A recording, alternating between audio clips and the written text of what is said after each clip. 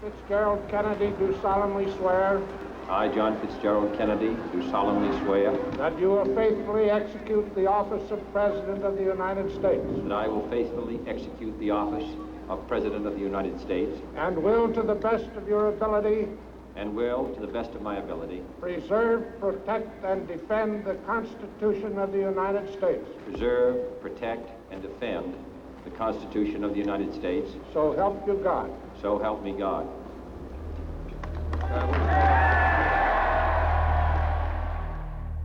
Let the word go forth from this time and place to friend and foe alike that the torch has been passed to a new generation of Americans born in this century, tempered by war, disciplined by a hard and bitter peace, proud of our ancient heritage, and unwilling to witness or permit the slow undoing of those human rights to which this nation has always been committed and to which we are committed today at home and around the world.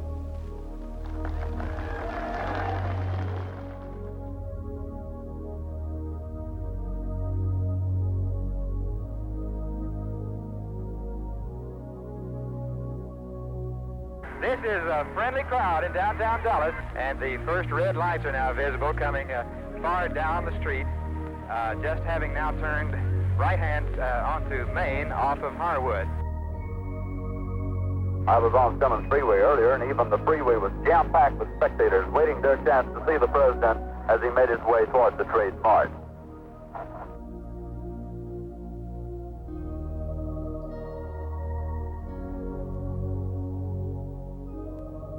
The president's car is now turning onto Elm Street, and it will be only a matter of minutes before he arrives at the Trade Mart.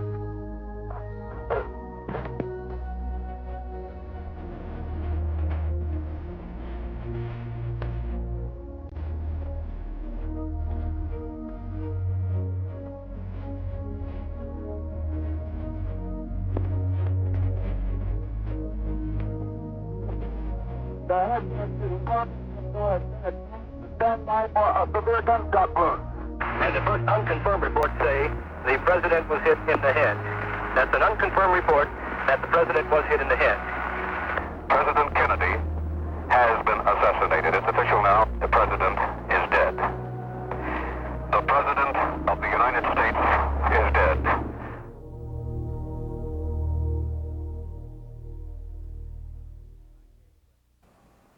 Hello, I'm David Lifton. In 1963, when President Kennedy was assassinated, I was a graduate student at UCLA and working nights on the Apollo space program. I admired President Kennedy a great deal and was proud to be part of his effort to put a man on the moon.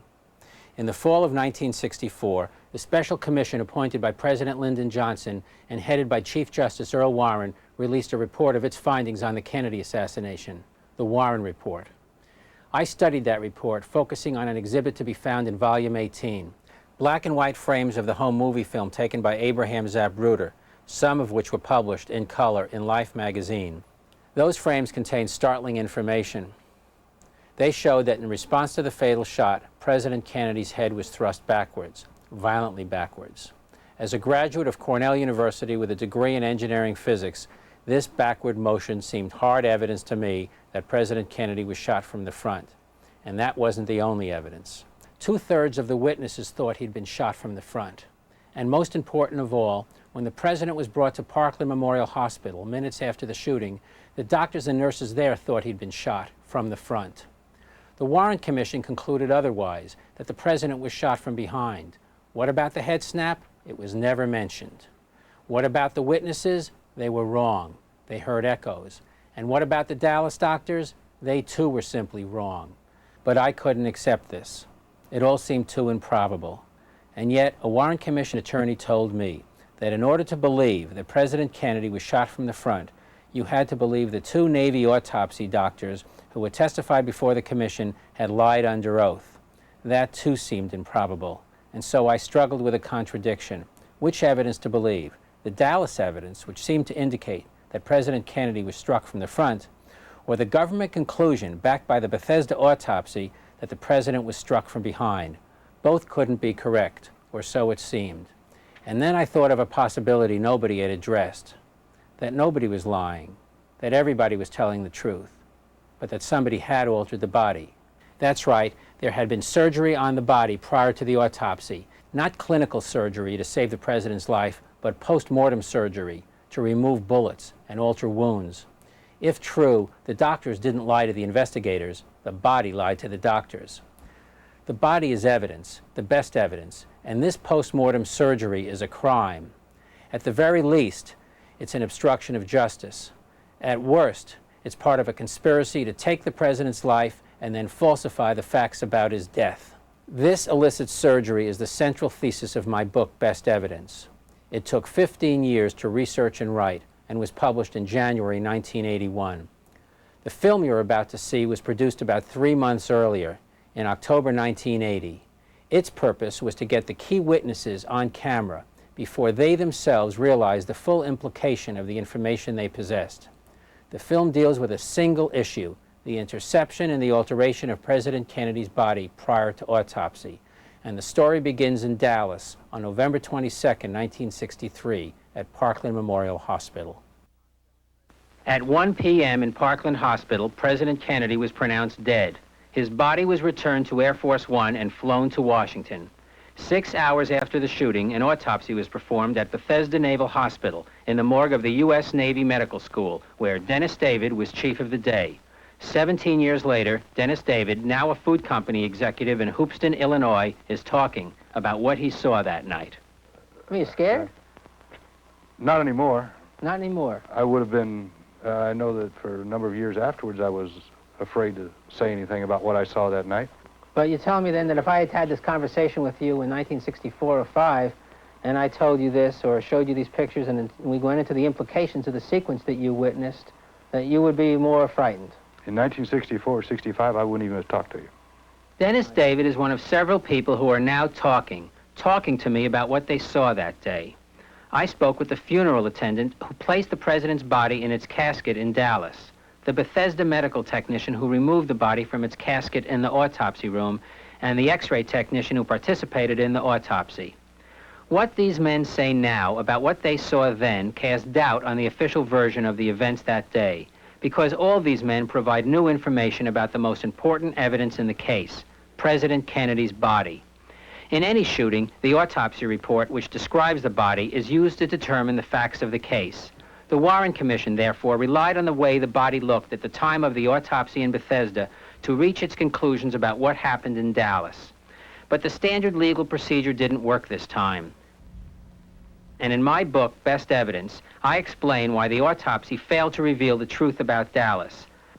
Between the Dallas shooting and the Bethesda autopsy, 6 hours later, President Kennedy's body was secretly removed from the casket. It was then surgically changed. Wounds were altered. Bullets were removed. The body was returned in time for the autopsy, returned as a medical forgery which told a false story of the shooting.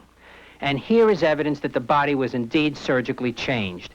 This is the FBI report written by the two agents who actually attended the autopsy. James Siebert and Francis O'Neill wrote that when the body was removed from the casket, it was, quote, apparent that a tracheotomy had been performed, as well as surgery of the head area, namely in the top of the skull. In fact, no surgery of the head was performed in Dallas, only a tracheotomy. So if this FBI report is correct, someone must have had access to the body before it reached Bethesda, and my witnesses indicate someone did.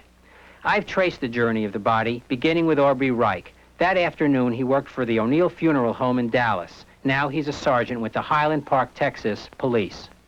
I helped put President Kennedy's body in a bronze ceremonial casket on November 22nd, 1963, at Parkland Memorial Hospital. That evening at approximately 8 o'clock, the body arrived in a gray metal casket. In Bethesda, Paul O'Connor was a medical technician who assisted the autopsy doctors. Today, he's a retired police officer and lives in Gainesville, Florida. When President Kennedy's body was brought to the morgue, what kind of casket was it in? It was a typical, what I call a typical pinkish gray shipping casket. the type of casket that they usually ship bodies from one part of the country to the other. There was just a plain casket, I'd say cheap casket. Could you please describe the coffin into which you put the body of the president? It was a bronze metal coffin with, it was a light bronze, or a dark bronze coffin with lighter bronze handles on it. It was a very nice, expensive type casket. It was a very plain casket, and when I say plain, I mean it was pinkish gray. It had pink and gray on the sides. There was nothing fancy about it as far as being bronze. It wasn't bronze. About how much would you say it weighed? I would venture to say it weighed close to 1,000 pounds. About how much would you say it weighed? Oh, with the body, maybe... Well, without the body? Oh, maybe 60 pounds. Paul O'Connor's description of the casket brought to Bethesda was supported by Dennis David, who was there when the ambulance came in. As I recall, it was a black, unmarked ambulance. And we offloaded a casket, and it was carried into the autopsy room. This casket is a plain gray box, if you will, metal box. Anybody who's ever been in Vietnam would know what I'm talking about. We shipped about hundreds of bodies out of there in the same type of casket. It's just a plain shipping casket. In the picture here, you can tell this is not a shipping casket. A shipping casket would be what they'd ship a body back from, say, Vietnam in. This couldn't be a shipping casket. This is a high-class casket here. That was Aubrey Reich, who was in Dallas. I showed the same picture to Dennis David. I'm showing you here some pictures taken at Love Field in Dallas, Texas. Was that the casket you saw taken in the back entrance from at the loading dock? You're talking about the black ambulance? Yeah, the black ambulance?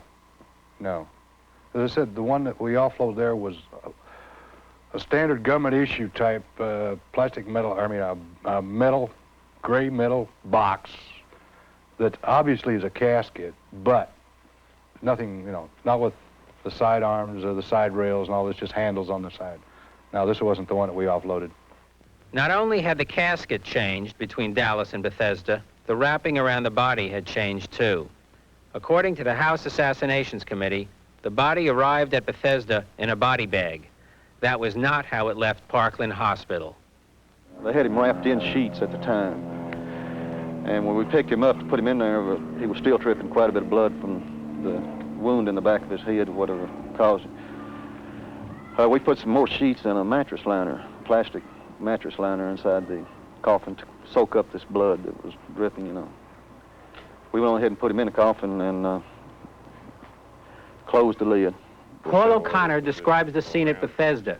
We opened the whole casket up, and there was a gray body bag, zipped shut. We unzipped the body bag, and the president's body was lifted out of the body bag. It's completely naked except for a sheet wrapped around his head, a bloody sheet. Now, when you put the president's body into the coffin, did you put the president's body into a body bag? No, sir. Paul, most people don't know what a body bag is, so I happen to get one, and I'd like to know if this is the kind of... This is a... Typically, this is it. This is maybe not the model that we use, but as you see, it's got the zipper on it. It's heavy plastic, gauge plastic, and typical body bag. This is a typical body bag. Typical body bag. Is this the kind of, basically these... Basically, this is the way it looked. Aubrey, does this bear any resemblance to the mattress cover you used to line the coffin to keep the blood away from the bottom of the coffin? No, sir. This one doesn't, no. What is this? This is what we call a crash bag, or a body bag, you could call it. We call them crash bags. And mattress cover wouldn't look like this at all? No, sir. It was a plastic, similar to this, but mattress cover has no zipper. And you didn't use a body bag for the president? No, sir. No way. Absolutely no question about that? No way. How can you be certain? I was there. And you remember? I remember picking him up. I was the one that had the blood on my shirt and everything from the body. If he'd been in a crash bag, you couldn't have got any blood on him because it's a sealed bag. I told Reich about Paul O'Connor's account of opening a body bag. Top to the bottom, and he had to unzip the zipper. He didn't get one from us. I've interviewed the people in Dallas who put the president's body inside the casket in Dallas. There was no body bag used. For your information, those people... That sounds strange. That sounds what? Sounds strange to me. Is there any possibility you're confused that that it was anything but a body bag. Could you? Well, a body bag, a mattress cover, if that's what they said they used, does not have a zipper down the middle of it. Paul, they said they didn't use anything. They did not use a mattress cover. They said a mattress cover was used to keep blood off the bottom, but they didn't put him inside anything. Well, between Parkland and Bethesda, he was placed in a body bag. This is one of the most unique and tragic moments in the history of Andrews Air Force Base. The casket was different and the wrapping was different. But how could anything have been secretly changed? Wasn't Mrs. Kennedy always with the casket? She was, but unknown to her, the body was elsewhere. It did not arrive in the gray Navy ambulance that took Mrs. Kennedy and the ceremonial casket to Bethesda. Now the ramp is being slowly lowered to the ground, containing the casket. And a gray U.S. Navy ambulance has pulled into sight and is now directly in front of the ramp in which the casket still rests. Dennis, after all these years, how can you be certain the vehicle at the back was black? Well, that's one of the things I remembered, because Navy ambulances or military ambulances traditionally are gray. And I remember that night that it was black because it wasn't gray. Because it wasn't a military... It wasn't a military vehicle. Was it normal for non-military vehicles to put the loading dock? No, not normally. Dennis David was at the back of the hospital. He is one of several people whose accounts establish that the body arrived at the back before the Navy ambulance with the large Dallas casket arrived at the front. After we offloaded and they took the casket, which we understood that had President Kennedy's body in it, I went back up front again to check my men on post. While at the front, he witnessed the arrival of two more caskets. First, a second shipping casket was offloaded from a helicopter. It's not clear what role this casket plays. Then he saw the large Dallas casket arrive in the gray Navy ambulance from Andrews. I was on the rotunda on the second floor looking out. I saw a helicopter land, and I saw again another casket, the shipping type, which was similar to the one we just offloaded, being offloaded off a helicopter.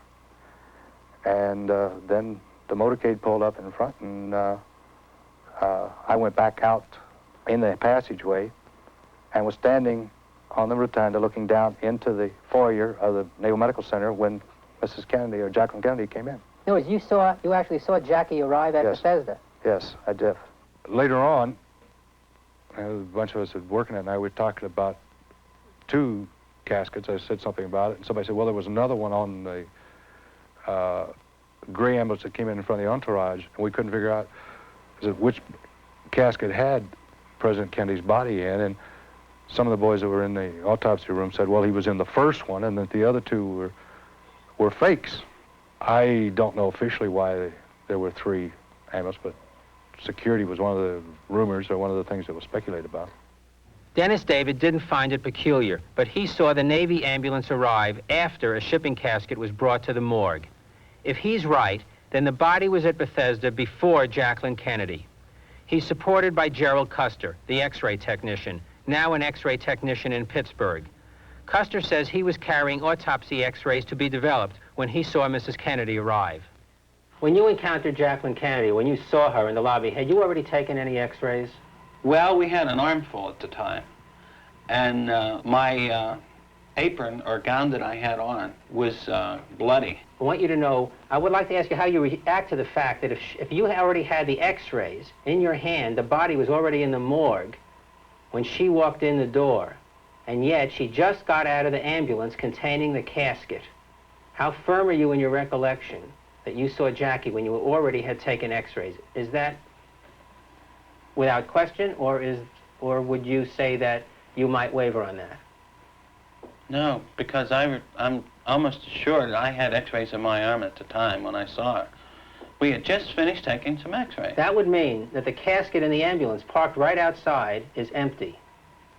That would have to be it, because we had just left the morgue, and I'm sure that we took X-rays. I know we did, because we had a security man with us at the time. Dennis, is it possible you're wrong about the sequence? That in order to the sequence is crucial. If the body was in the morgue before Jacqueline and the gray Navy ambulance arrived, then Jacqueline Kennedy was with an empty casket. But you're wrong about the sequence. That what really happened is that first you saw Jackie come in the front, and then you went around back and saw a black vehicle arrive at the loading dock. No way. I remember that vividly. The ambulance, and we offloaded a casket at the back of the hospital a good 15 or 20 minutes before Jackie Kennedy came in. Dennis David and Gerald Custer both indicate that the body was already in the Bethesda morgue when Jacqueline Kennedy arrived. I've also spoken to others in Bethesda that night. They didn't know about the sequence, but they did talk of 2 ambulances. The explanation was always the same: security. Some called it the decoy ambulance. One said it was Navy strategy. But a key authority denies that these security measures were taken. In July 1980, I had a 2.5-hour tape-recorded interview with General Chester Clifton, which I report at length in Best Evidence. General Clifton was the senior military aide to President Kennedy. He was aboard Air Force One and made arrangements by radio for the autopsy. Clifton insisted there was no decoy ambulance, that no special security arrangements were made. The FBI didn't know about any security arrangements either. I want to tell you that the FBI filed a report, and they had 2 agents go out to meet the plane. 2 agents went out to meet the plane and to attend the autopsy. And those 2 agents talk about how they followed the Navy ambulance. They were part of the motorcade that Jackie got into the ambulance, and they followed that motorcade containing the ambulance to Bethesda. Now, we've talked, and you've told me, and we know from your conclusions that the coffin in that ambulance is empty. Right. Do you think it's strange that you knew about something that apparently was unknown to the FBI that day? That you know that the coffin in there is empty? The FBI didn't know. How do I know the FBI didn't know that it was empty? They give no indication. Yeah. Well, they give no indication, and Jacqueline Kennedy is kind of grief-struck as she watches her husband's body being put into the ambulance. Do you think she knows that the box is empty? We've all seen pictures of Jackie at Andrews. How do you explain it? I wouldn't have any idea, but all I know is, all I know is what I know, that was a gray, we offloaded a gray, unmarked box shipping casket that later, I was told, contained the body of the president, and that the other ones were for security purposes, that they were fakes or empty. Now, we covered earlier what the purposes for there. I don't know. There could be a lot of speculation as to why. But there can be no speculation about the facts. 2 ambulances, 2 caskets, different wrappings on the body, security measures unknown to the president's chief military aide and to the FBI. It indicates that someone had access to the body. And the most blatant evidence that someone changed the body is that it left Dallas with a small wound in the back of the head, about the size of an egg, and arrived at Bethesda with a wound 4 times as large. It left Dallas with a brain, and the Bethesda autopsy reports on a brain presumably removed from the president's cranium. Yet 2 of my witnesses say that when the body arrived, the cranium was empty. Again, Paul O'Connor, the Bethesda medical technician. In that particular case, there was no brain to be removed. It was all blown out. Okay. It was gone. Most of the cranium was empty except for a few pieces of brain matter. Gerald Custer, the Bethesda X-ray technician. I could fit both of my hands right inside the skull cavity. And like I had mentioned, that I brought my hands back and there were still little pieces of brain cells that I had to take off my hands. And there was still blood on it. At one point you actually did? Yeah, I put my hands right inside the skull. And I made the comment to Reed, my God, look at the size of this hole. The doctors were right there. Did you have the responsibility for telling them that the cranium was empty? No, sir. Everybody looked, as I recollect, when we got the last part of the sheet off, there was just a gasp through the room, and I looked down and I said to myself, my God, there's no brain. It's all gone. What did anybody else say? Did you hear any comments from the others? Well, there was a lot of mumbling and talking and everything, but I wasn't even paying attention to that. I was kind of wrapped up in my own thoughts about how massive the wound was and how bad it was, and the fact that there was no brains. And you didn't hear anybody else talking about it, or? I can't recollect anybody saying anything specific. I see. So, as a result of the cranium being empty, you didn't have to do the procedure to take out the brain? No, sir. No. Okay. When the Warren report came out in 1964, or ever since then, when did you first realize that there was a supplementary autopsy report on a brain that's reported to weigh about 1,400 grams, almost a complete brain? Well, I don't know where they got it from. It surely wasn't the president's. Did anybody say anything about there being no brain in the... Well, the comment was made that the brain was removed. But to my best knowledge, I don't remember seeing any saw cuts or any knife cuts. But it's not saying that it couldn't have been removed. Did you question the purpose of the x-rays you were taking? Yes, I asked, I said, what's the sense of taking the x-rays if there's nothing there? He said, well, that's not for you to say. You go ahead and do them. Another irregularity in the autopsy, I got to say, is that you know that the president's cranium was empty. Yes. At Bethesda. Mostly empty. I'd say 90% empty, yes. At Dallas, it wasn't empty. There was a small egg-sized wound at the right rear of the head, about the size of an egg. 2 3/4 inches is the measurements given by the Dallas doctors in sworn testimony, and that's it, 2 3/4 inch. The wound at Bethesda is 4 times larger. Oh, at least. Were you aware of that before? No, I wasn't. That's strange. As I said, when he was brought out of the casket, he did have that massive head wound. Unless at Parkland they decided to do a partial craniotomy, and then again they opened the brain. It was jagged opening all the way through the head. Yes. Tell what's a craniotomy for the lay audience? Well, craniotomy is an operation, a brain operation, where they bore holes in the brain and the cranium to get to the brain. Right. Would that also be called in plain English surgery? Yes, sir. Surgery. What made the FBI agents write that there had been surgery of the head area? In 1966, I called James Siebert, one of the 2 authors of the report. He refused to answer my question. He only said, "The report stands." I wrote the FBI asking the same question and received a routine reply. But in 1977, under the Freedom of Information Act, I found this 1966 memo from Assistant Director Alex Rosen to Assistant Director Cartha Deloche about my call and letter. The memo focused on the surgery statement.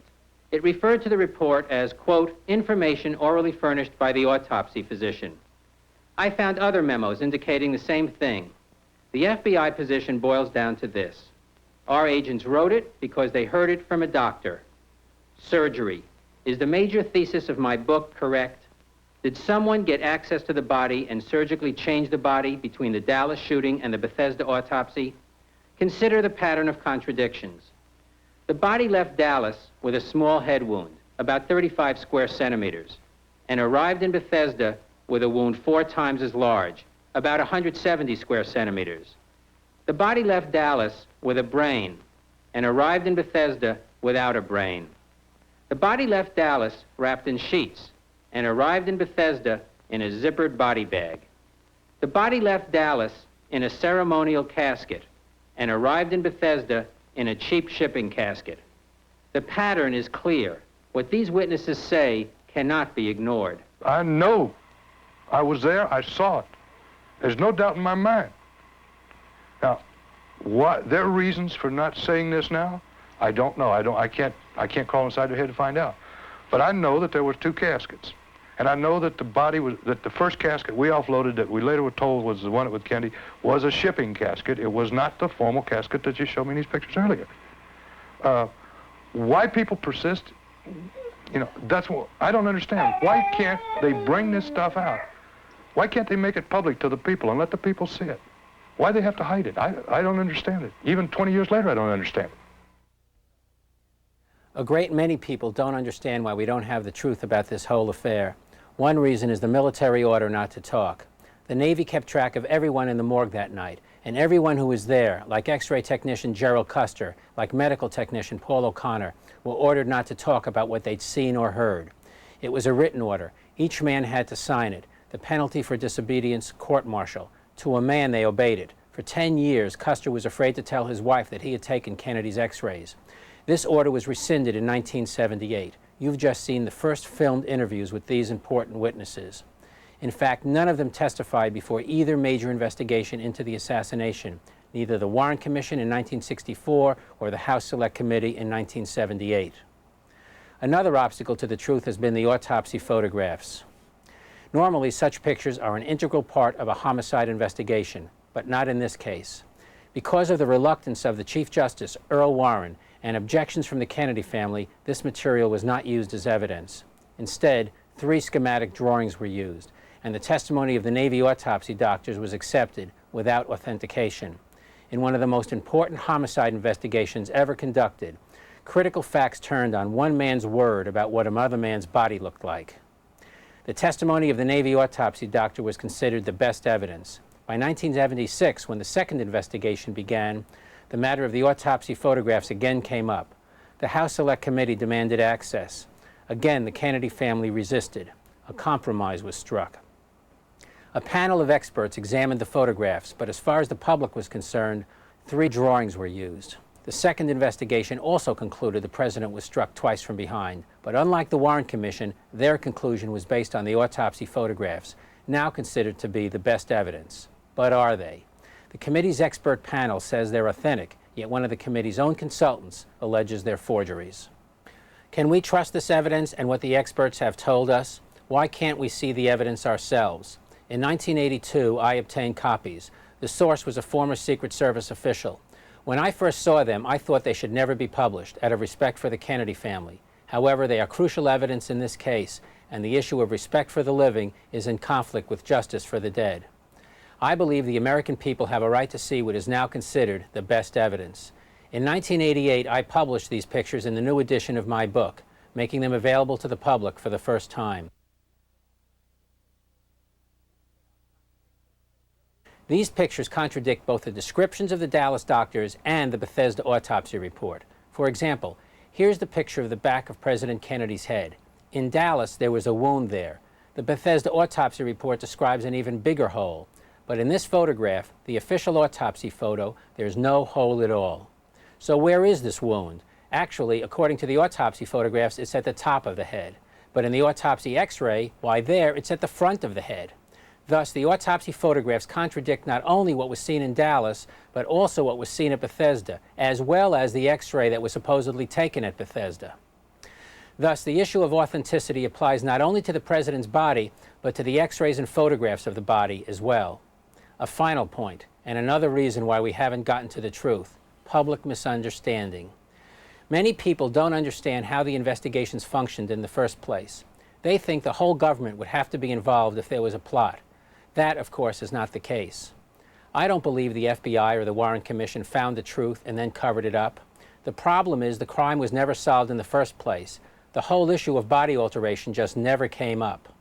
The altered body falsely linked the gun found on the 6th floor of the Texas School Book Depository building with the crime that took place on the street below, making it appear in the evidence that President Kennedy was shot by one man firing from behind, by Lee Harvey Oswald, making it appear that the assassination was a quirk of fate, that a lone malcontent hiding in a warehouse murdered the President of the United States.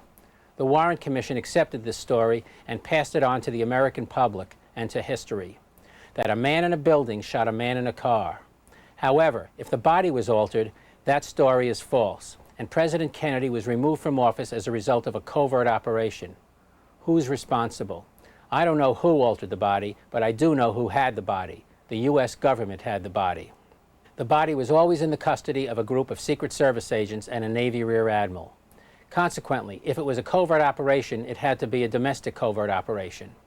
What can be done about this? In light of this new evidence, a third national investigation is warranted, focused on the autopsy, focused on the chain of possession of the body. It may be too late for justice in this case, but it's never too late for the truth. And the truth in this case can only be found by directing the proper questions to the proper witnesses under oath.